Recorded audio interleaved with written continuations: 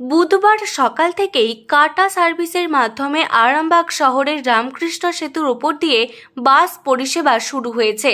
এবার দ্রুত অস্থায়ী সেতু নির্মাণের মাধ্যমে পরিষেবা দেওয়ার প্রস্তাব দেওয়া হলো বাস ইউনিয়নগুলির পক্ষ থেকে। আগামী 15 দিনের মধ্যেই সেই কাজ শুরুর দাবি জানিয়েছে তারা। এদিন আরামবাগ মহকুমা শাসকের কার্যালয়ে এক গুরুত্বপূর্ণ প্রশাসনিক বৈঠকে আলোচনায় এমনই সব তথ্য উঠে এসেছে।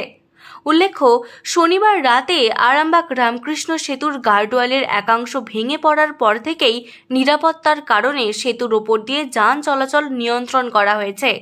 এই বৈঠকে উপস্থিত ছিলেন সাংসদ মিতালি বাগ, মহকুমা শাসক রবি কুমার, আরামবাগ এসডিপিও সুপ্রভাত চক্রবর্তী, আরামবাগ থানার আইসি রাকেশ সিং, বিভিন্ন ব্লকের আধিকারিক, পিডব্লিউডির আধিকারিক এবং বিভিন্ন বাস সংগঠনের কর্মকর্তারা। জানা গেছে, কাটা সার্ভিস চলাকালীন কালীপুরের দিকে একটি অস্থায়ী বাসস্ট্যান্ড তৈরি করা হবে।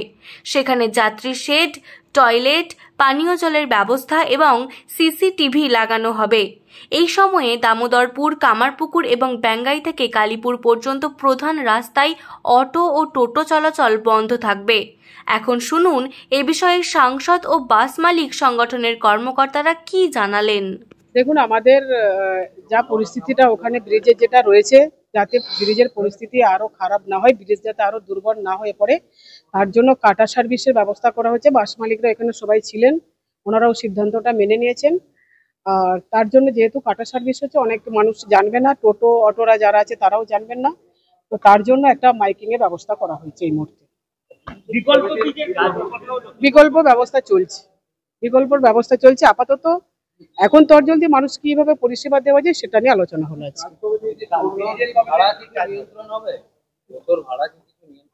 না, যার জন্য আমাদের একটা মাইকিং চলছে, যে যেহেতু আমাদের কাটা সার্ভিস হবে কালীপুরের ওই দিক থেকে যেটা আছে একটা, আর ব্রিজের এদিক থেকে একটা, মানে উত্তর দক্ষিণ যে পোর্শনটা রয়েছে, যে ওই আমাদের অন রোডে কিছু গাড়ি থাকবে, যে কাটা সার্ভিসটা যেটা হচ্ছে সেটা মাইকিং এর মাধ্যমে অটো টোটো দাদাদের জানিয়ে দেওয়া হবে, যাতে বাস মালিক প্লাস অটো টোটোদের নিয়ে যাতে কোনো সমস্যা না হয়। ব্রিজের কাজ কবে থেকে শুরু হবে? ব্রিজের আপাতত বোধহয় কাল থেকেই শুরু হবে। আপাতত ওইটাও চলছে, যে যেইগুলো ধরুন যারা সার্ভিস দেবেন তা বাদে তো কিছু যা গাড়ি থাকে তাদেরকে তো দাঁড়িয়ে থাকতে হবে, তো তার জন্য ওখানে আমাদের যে একটা পার্কিং জোন আছে ওই জোনটাকে খুলে দিতে বলা হয়েছে, এবং মানুষের যাতায়াতের জন্য যে যাতে কোনো অসুবিধা নয়, টাইমটা যে মানুষরা দাঁড়িয়ে থাকবে, যে যাত্রীরা দাঁড়িয়ে থাকবেন তাদের যাতে জল বা টয়লেটের তাতে যাতে কোনো অসুবিধা না হয়, তার জন্য দ্রুত পরিষেবার ব্যবস্থা করা হচ্ছে। যেটা আমাদের বাস সংগঠন থেকে দাবি করা হয়েছে, একটা হচ্ছে অস্থায়ীভাবে বাস স্ট্যান্ড করতে হবে ওখানে, টেম্পোরারি আমরা যে গাড়ি চালাবো কাটা সার্ভিসে। আর দ্বিতীয়ত হচ্ছে বিকল্প টেম্পোরারি ব্রিজ, যেটা হরিণখোলার ক্ষেত্রে হয়েছিল, সেটা আমরা দাবি করেছি দ্রুততার মধ্যে টেম্পোরারি ব্রিজ চালু করতে হবে, এবং আমরা সময়টা 15 দিন বেঁধে দিয়েছি। আর একটা পয়েন্ট হচ্ছে আমাদের ওদিকে কামারপুকুর থেকে কালীপুর পর্যন্ত, দামিনা থেকে কালীপুর পর্যন্ত এবং ব্যাঙ্গাই থেকে কালীপুর কোনো টোটো সার্ভিস রাখা যাবে না, কোনো টোটো সার্ভিস গাড়ি রাখা যাবে না। বালিরামগঞ্জ থেকে কালীপুর, কামারপুকুর থেকে কালীপুর, ব্যাঙ্গাই থেকে কালীপুর কোনো টোটো সার্ভিস কিন্তু বাস রুটে রাখা যাবে না।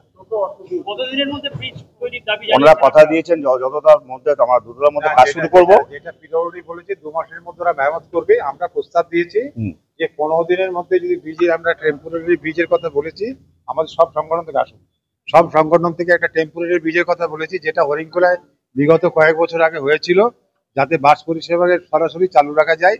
কারণ এখানে একটি মেডিকেল কলেজ আছে, বহু রোগী আসে এখানে, এটা বহু মানুষের যাত্রীদের বহুত অসুবিধা হবে, সেই কারণের জন্য আমরা বলেছি, এবং যাত্রী পরিষেবারও অসুবিধা হবে। এবার আমাদেরকে জানাবেন বলেছেন যে 15 দিনের মধ্যে কি গভর্নমেন্ট কি সিদ্ধান্ত নিল, রাজ্য সরকার কি সিদ্ধান্ত নিল আমাদের জানাবেন, এটা বলেছেন। এবং কাটা সার্ভিস গাড়ি চালিয়ে আমরা লস করতে চাই না বেশি দিন, তার জন্য আমরা 15 দিন একটা সময় বেঁধে দিই। না, এমনি গাড়ি চালিয়ে বিকল্প আমরা গাড়ি চালাতে পারবো না, আমরা যেটা গাড়ি চালাতে পারবো না, ফাইন্যান্সিয়াল প্রবলেম হলে গাড়ি চালাবো কি করে, তেল না গাড়িতে থাকলে আমরা চালাবো কি করে। 15 দিনের মধ্যে সিদ্ধান্ত না গ্রহণ করা আমার পরিচয় হচ্ছে, গাড়ি বন্ধ করবো। আমি হুগলি ইন্টেলিজেন্স এক্সপ্রেস বাস সেক্রেটারি গৌতম ধলে।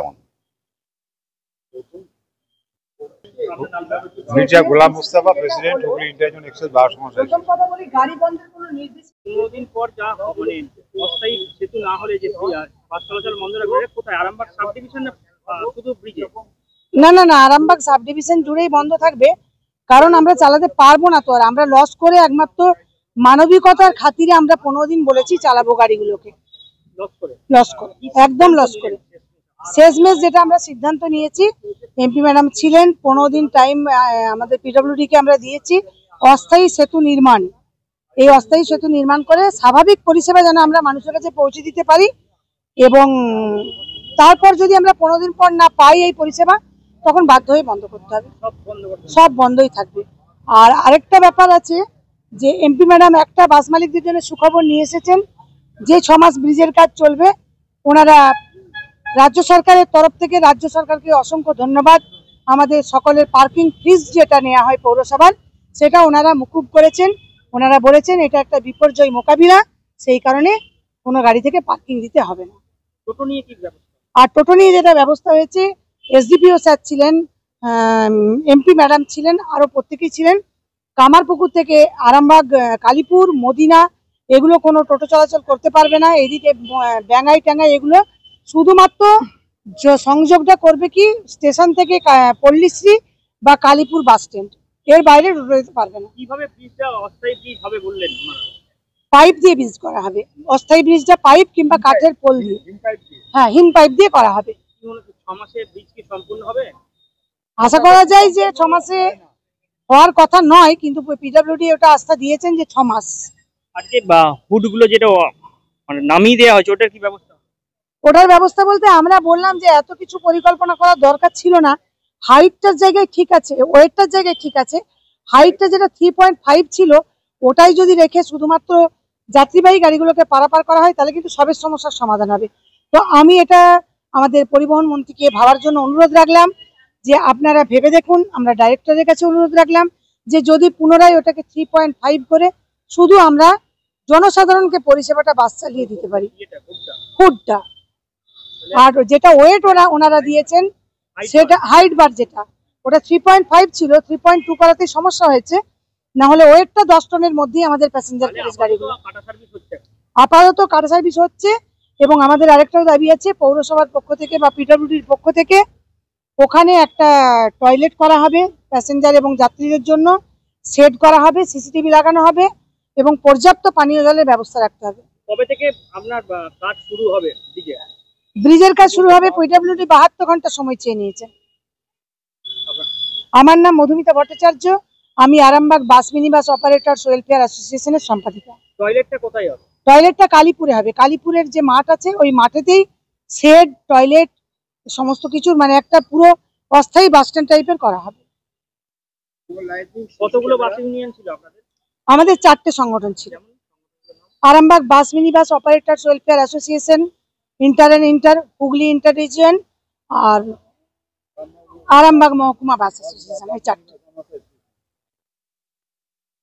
শীততাপ নিয়ন্ত্রিত অত্যাধুনিক রেস্টুরেন্ট ময়ূখ রেস্টুরেন্ট। এখানে পাবেন চাইনিজ, পোলাও, বিরিয়ানি, তন্দুরি সহ সমস্ত রকম খাবার। এছাড়াও কাস্টমারদের সুবিধার্থে হোম ডেলিভারির বিশেষ ব্যবস্থা রয়েছে। পাশাপাশি যে কোনো অনুষ্ঠানের জন্য ভাড়া দেওয়া হয়। আমাদের ঠিকানা থানাকুল হেলান সংলগ্ন তিলক চক। Phone number 8617492616 9732162360। সেরা খাবারের স্বাদ পেতে আজই আসুন ময়ূখ রেস্টুরেন্টে।